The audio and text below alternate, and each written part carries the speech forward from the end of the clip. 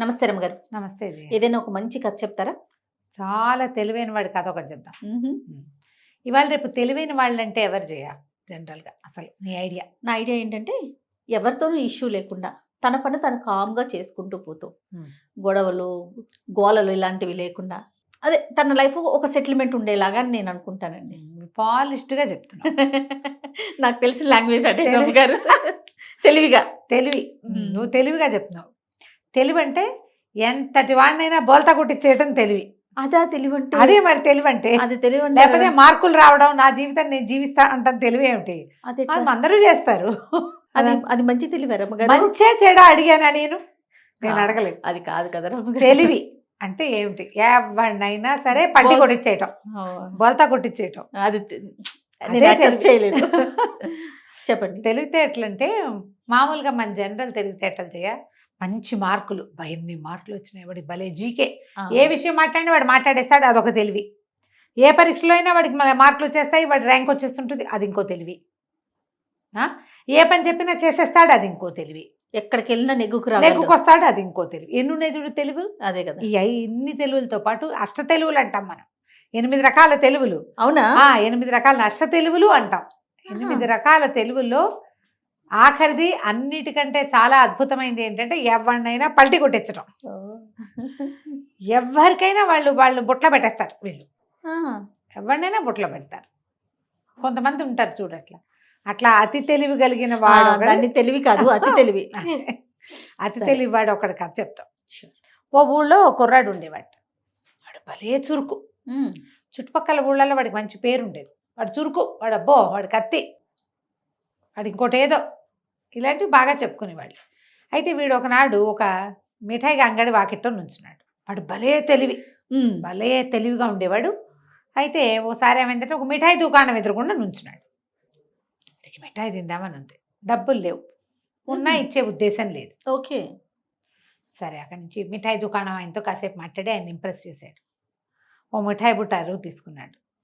వస్తాను, డబ్బులు తెచ్చిస్తా అని చెప్పాడు. సరేనన్నాడు. మిఠాయి దుకాణం ఇంత బాగా మాట్లాడుతున్నాడు మరి కదా. సరే, పేరేంటి బాబా? నా పేరు డబ్బిచ్చండి అని చెప్పాడు. డబ్బిచ్చి అని చెప్పాడు. సరే, ఈ మిఠాయి చక్కగా బుట్ట మోసుకుని టకాటక లోపల ఉన్న తీపి ఉంది నోట్లో వేసుకుంటూ ఏలేసుకుంటూ వాడి నడుచుకుంటూ పోయాడు. మధ్యాహ్నం వస్తాడు, సాయంత్రం వస్తాడు. చూసాడు, మధ్యాహ్నం లేదు, సాయంత్రం లేదు, మర్నాడు మధ్యాహ్నం దాకా వాడు రాలా. అక్కడి నుంచి వీడు ఆ ఊరు రాజుగారు చాలా గట్టివాడు. అక్కడున్న సైన్యం కూడా చాలా గట్టిది. అసలు వాళ్ళు అంతా మామూలు వాళ్ళు కాదు, అందరూ తెలివైన వాళ్ళే. వీడు మన మిఠాయి దుకాణం వాడు పోయి రాజుగారికి ఫిర్యాదు చేశాడు. బాబు, నిన్న పొద్దున ఒక డబ్బిచ్చి మిఠాయి బుట్ట పట్టుకెళ్ళాడండి, నాకు డబ్బులు ఇవ్వలేదండి అన్నాడు. డబ్బిచ్చి పట్టుకెళ్ళాడంటూ ఏమిటో మాట్లాడతావేమిటి? డబ్బిచ్చాడు కదా, వెళ్ళిపోను అన్నాడు రాజుగారు. అంతేగా. ఇక రెండో వాక్యం వెళ్ళి ఆయనేమో చాలా విసుగు రాజుకి. ఎక్కువ తక్కువ వాక్యాలు ఆయన విండు. డబ్బిచ్చి పట్టుకెళ్ళాడు అంటే డబ్బిచ్చినట్టే, అంతే. బాగుంది. డబ్బిచ్చి పట్టుకెళ్తే ఇంకేం మాట్లాడతావు, నేను పంపించేయండి రా అని పంపించేశారు. వాడు రాజుగారిని చూడడానికి ఒక స్వీట్ డబ్బా పట్టుకొచ్చాడు. స్వీట్ డబ్బా దిగబడిపోయింది, ఆయన వెళ్ళిపోయాడు. ఈ స్వీట్ డబ్బా కూడా వేస్టే, పనేం అవ్వలేదు. వాడికి ఏం చేయాలో తెలియలే. డబ్బిచ్చి పట్టుకెళ్ళాడంటే డబ్బిచ్చాక ఇంకేమిటి అంటారు ప్రతి వాళ్ళు. ఏం చేయాలో అర్థం కాలేదు. సరే, ఈ లోపల ఏమైంది, వీడు వేరే ఊరు వెళ్తుంటే రాజుగారి చాకలబ్బాయి ఎదురొచ్చాడు. చాకలబ్బాయి ఎదురొస్తే చాకలబ్బాయి దగ్గర బట్టల మూట. వీడేం చెప్పాడు, ఆ మూట బుట్ట ఉంది కదా, మిఠాయి బుట్ట. ఒరే, అక్కడ ఫ్రీగా మిఠాయి బుట్టలు పంచి పెడుతున్నాడు రా, నువ్వు తెచ్చుకోలేదా? నువ్వు చూడు, నేను తెచ్చుకుని తింటున్నాను. ఒక గుప్పెడు మిఠాయి ఎత్తి వీడి చేతిలో పెట్టాడు.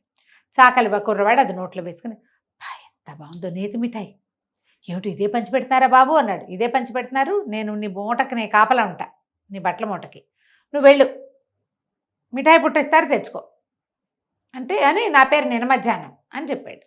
నిన్న మధ్యాహ్నం బాగున్నాయి. వీడు పోయాడు. అక్కడ మిఠాయి బుట్టలు ఏమీ లేవు, వెనక్కి వచ్చేసరికి మూట లేదు, నిన్న మధ్యాహ్నం కూడా లేదు, వాడు లేడు. ఏం చేయాలో తెలియలేదు వీడికి. మూట లేకపోతే ఇప్పుడు రాజుగారి బట్టలు సాయంత్రానికి అప్పచెప్పద్దు. రాజుగారి దగ్గరికి పోయాడు. నిన్న మధ్యాహ్నం నా మూట పోయిందండి, నిన్న మధ్యాహ్నం దగ్గర వదిలిపెట్టాను, నిన్న మధ్యాహ్నం నుంచి వీడు చెప్పడానికి ట్రై చేస్తున్నాడు. ఇప్పుడు నిన్న మధ్యాహ్నం అనేది ఎలా ఉంది, పేరుగా లేదు. నిన్న ఎవరు పట్టుకెళ్ళారు, నిన్న మధ్యాహ్నం అండి అన్నాడు. నిన్న మధ్యాహ్నం పట్టుకెళ్తే ఇప్పుడు వచ్చి చెప్తావా నువ్వు నాకు? పో అన్నాడా? పో అన్నాడు రాజు. పొమ్మన్నాడు. నీకు దిక్కుంచోటి చెప్పుకో. నిన్న మధ్యాహ్నం పోతే ఇవాళ వాడు అది కాదండి, వాడి పేరండి, వాడి పేరు లేదు గీడి పేరు లేదు, ఈయనకి అంత వినే విసుగులేవి ఓపిక లేదు అదే ఆయన కదా. ఆయనకి అసలే పుట్టెడు విసుగు. రోజులు గడిచిపోయినాయి. వాడు చక్కగా రాజుగారి బట్టల మూటని లేవ తీసుకెళ్ళిపోయాడు. మిఠాయి బుట్టను ఖాళీ చేసి అవతల పడేశాడు. బట్టల మూట మీద తీసుకెళ్ళిపోయి హాయిగా రాజుగారి బట్టలన్నీ వాడు వేసేసుకుంటున్నాడు. కొన్ని రోజులు గడిచిపోయినాయి. ఓ రోజు రాజుగారు మంచినీళ్ళు గుర్రం మీద ఎక్కడికో వెళ్తున్నాడు. ఎక్కడి నుంచో తిరిగి వస్తున్నాడు. మన ఈ డబ్బిచ్చిగా అబ్బాయి కుర్రవాడు అక్కడ నుంచుంటే రాజు అన్నాడు, అబ్బాయి ఈ గుర్రాన్ని కాస్త పట్టుకో, నేను చెరువులోకి వెళ్ళి కాసిన మంచినీళ్ళు తాగొస్తాను అని చెప్పాడు. గుర్రం నీళ్ళ వైపుకి దిగే ఉద్దేశంలో లేదు. మామూలుగా గుర్రాలు నీళ్ళలోకి దారి తీస్తాయి, దాన్ని దాహం వేస్తే అది దారి తీసేస్తుంది, అది గట్టు మీదే నుంచుంది. ఈయన ఏం చేశాడు, కుర్రాడికి ఇచ్చి దిగబోతూ నీ పేరేమిటో అన్నాడు. నా పేరు గుర్రాలవాడండి అని చెప్పాడు. గుర్రాలవాడు అని చెప్పి రాజుగారు లోపలికి వెళ్ళి చెరువులో దిగి కాస్త కాళ్ళు కడుక్కుని కాస్త నీళ్ళతో మొహం మీద చల్లుకొని ఓ దోసెడు తాగి వెనక్కి తిరిగి చూస్తే గుర్రాల వాడు లేదు, గుర్రము లేదు. వాడు లేడు, గుర్రము లేదు. ఈయన ఆదరా బాదరా చెరువు గట్టు మీదకి ఎక్కాడు. ఎక్కడ ఏమీ కనపడి వాడు ఆ గుర్రం వేసుకుని లగెత్తుకుని వెళ్ళిపోయాడు. ఇక రాజుగారు కాళ్ళు ఈడ్చుకుంటూ వచ్చాడు. అక్కడ ఏ ఊరి దగ్గర ఈయన ఆగాడో అక్కడ ఉన్న తహసీల్దార్ని గాకేస్తే వాడు ఇంకొక గుర్రాన్ని ఇచ్చి పంపించాడు. అక్కడి నుంచి రాజుగారు ఊళ్ళోకి వెళ్ళాక మంత్రి పిలిచేపాడు, గుర్రాలు వాడు నా గుర్రాన్ని పట్టుకుపోయాడు అని చెప్తే, గుర్రాలు వాడు పట్టుకెళ్తే ఇంకా పెద్ద ప్రశ్న ఏముందండి అందులో అంటాడు మంత్రి. గుర్రాలు వాళ్లే కదా గుర్రాలు పట్టుకెళ్ళేది ఎవరు? అంతే, గుర్రాల వాడు పట్టుకెళ్ళింది ఎవడు? గుర్రాలు వాడే, సరిపోయింది. ఇంకేం గుర్రాన్ని పట్టుకుపోయాడు. ఇంకా రాజుగారికి ఏం చెప్పాలో తెలియలా. తనేం చేశాడు, ఇంతకుముందు ఇలాంటివి రెండేవో జరిగినాయి. అప్పుడేమో తను వాళ్ళ మాట వినలే, తన మాట ఎవరు వింటలే. వీడు చక్కగా ఈ గుర్రం వేసుకుని అటు ఇటు తిరుగుతూ వెళ్తుంటే ఒక చోట ఏమైంది, ఒక ముసలి మా అమ్మ ఒక మనవరాలు కనపడ్డారు. ఆ మనవరాలు ఒక 15-16 ఏళ్ళది, చక్కగా ఓణి అది వేసుకుని చిలకల్లే ఉంది, వాల్ జడేసుకుని ఏరు దాటుతుంటే మా అమ్మ ఏ దాటించమన్నావా అన్నాడు. బాబు దాటించిన అయినా చచ్చిపోతున్నా, ఏట్లో కాళ్ళు తీస్తే కాలు పెట్టలేకపోతున్నాను అని చెప్పేసి మా పిల్లని కూడా దాటించు బాబు అని. అలాగే అని పిల్లని లేవ తీసుకుని ఎక్కించుకున్నాడు. నా పేరు దాని మొగుడు అని చెప్పాడు. గుర్రం మీద ఎక్కించుకున్నాడు.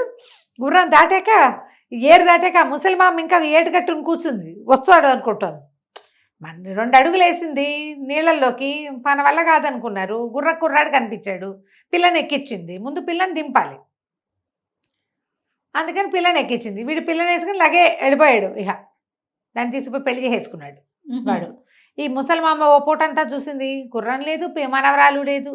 అక్కడి నుంచి ఇలా దిబోమని ఏడ్చింది. దాని మొగుడు దాన్ని లేవ తీసుకుపోయాడో అని ఏడ్చింది. అందరూ రాజుగారి దగ్గర మూసిపోయారు. ముసలమ్మని, నా మనవరాలను ఎవడో తీసుకుపోయాడండి. ఎవరు తీసుకుపోయారు అన్నాడు. దాని మొగుడు అండి. దాని మొగుడు దాన్ని తీసుకెళ్తే నువ్వు వచ్చి నాకు చెప్తావేమిటి? దాని మొగుడు కాకపోతే ఎవడు తీసుకెళ్తాడు? వేరే దాని మొగుడు తీసుకెళ్తే బాధపడాలి. ఇంటికి వెళ్ళిపో అన్నాడు రాజు. ఏం చేస్తుంది ముసలమ్మ? ఎంత చెప్పినా రాజుకు ఎక్కల, మాట్లాడకుండా ఊరుకుంది. పోనీలే ఎవరో ఒకళ్ళ పిల్లని తీసుకుపోయారు. అది తీసుకుపోయి చక్కగా వాడు రాజుగారి బట్టల్లో ఉన్నవాడు హ్యాపీగా ఏదో వేరే ఊళ్ళో పెళ్లి చేసుకుని ఇవే తెలివితేటలతోటి లాంగ్ లివింగ్ అనమాట. వాడు ఎంతకాలమో ఉన్నాడు. ఎవరో ఒకళ్ళని ఏదో రకంగా టోపీలు పెట్టుకుంటూనే జీవిస్తూ వచ్చాడు వాడు.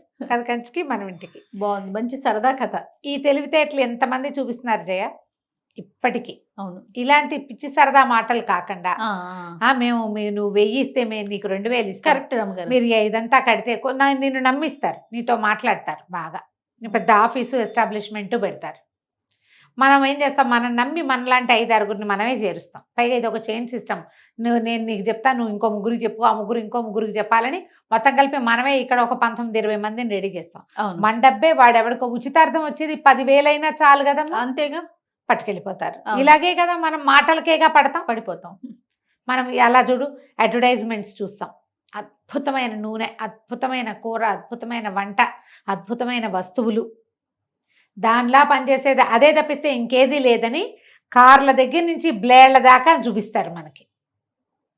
అది వాడాక వాడుతుందా లేదా, నిజంగా వాడు చెప్పినంత సీన్ దీనికి ఉందా లేదా, దానివల్ల మనకు ఆరోగ్యమా ఇంకోటి అనేది అప్పుడు కదా మనకు తెలిసేది. అవును, మనం సులువుగా మాటలకి పడిపోతాం కదా. అవునండి, మనం కొనే చాలా వస్తువులు, మనం వాడే చాలా విషయాలు అన్నీ కూడా మనం మాటలకి పడే తీసుకుంటాం. అవును. మరి ఇప్పుడు వాళ్ళందరివి ఇవే తెలివితేటలు కదా చేసే వాళ్ళందరికీ. ఖచ్చితంగా ఇప్పుడు అది కరెక్టా కాదా? కరెక్ట్ ఎలా అవుతుంది రమ్మగారు? కాదు, కానీ అదేగా మన లోకం ఇప్పుడు. లోకం తీరలా ఉంది. ఎదుటి వాళ్ళు మోసం చేసే దాంట్లో లోకం తీరలా ఉంది. తీరలా అంతే. ఉంది. పైగా మనం అందరూ- తెలివిగా ఉండటమే మనం తెలివిగా ఉండటం ఇంపార్టెంట్. అంతే. కథ కంచికి మనం ఇంటికి. రైట్ అండి. నమస్తే. నమస్తే. సుమన్ టీవీలో మీ పర్సనల్ అండ్ బిజినెస్ ప్రమోషన్స్ కోసం కింది నెంబర్కి కాంటాక్ట్ చేయండి.